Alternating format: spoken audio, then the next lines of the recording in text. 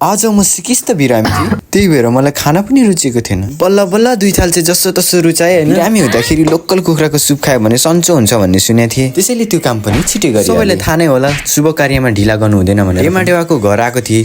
अझैसम्म पनि त्यहाँ त तिहार सकेकै छैन रहेछ। यत्रो खतरनाक पुल पार गरेर आएको थिएँ मात्र नेपाली बाबु बन्नलाई। मलाई यो ढाका टोपी लाउँदाखेरि कस्तो देखिरहेछ, राम्रो देखिरहेछ कि छैन यसो कमेन्ट सेक्सनमा गएर कमेन्ट पनि गरिदिनु होला है। अहिले त्यही बेलामा एयर प्रुफ मोमबत्ती देखेको थिएँ। हुरी बतास केले पनि यसले रोक्न सक्दैन, किनकि यो पानीको प्रेसले मात्र बल्छ। हातको प्रेसले पनि बल्न त बल्छ, त्यही नि भनिदिएको। अनि डेमाले चाहिँ मलाई बिहानै उठेर रायो साग टिपिदिनु हुँदै रहेछ। किन होला भनेर सोचिरहेको थिएँ त लास्टमा त सुँगुरको मासुसित ग्वाममा खानालाई पो रहेछ त। लोकल कुखुराको सुप खाएर के अलिकति बलियो भए यो मच्छरहरूले त हेर्नै पो सकेन त। हातको कुनै ठाउँमा पनि बाँकी राखेको छैन यो मच्छर। त्यही भएर अब यो मच्छर पनि बाँकी रहँदैन मेरो हातबाट। यो मच्छरहरूले त चिसो र तातो केही नभनी जहिले आउँछ त यार। बात गर्ने रहेछ। यति भन्दै बाई।